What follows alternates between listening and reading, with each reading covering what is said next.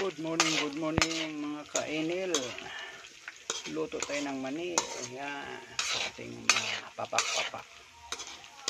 Luto tayo ng mani. Luto sa kahoy. Ayan. Kahoy. Ayan.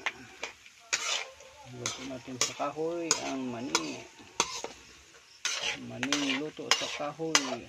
Mausok.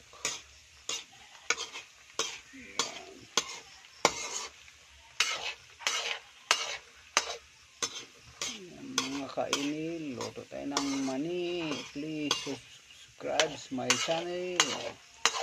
Yan, luto tayo mani mga kainil. Yan. Konting mantika lang para lumulutang. Pag pumuputok-putok na yun mamaya, yun na, ibig sabihin luto na mga kainil.